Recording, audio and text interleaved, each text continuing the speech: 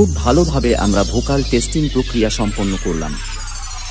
তাহলে এবার মেদিনীপুরের সেই ভাইরাল স্টাইলে সম্পূর্ণ গানটি শোনা যাক।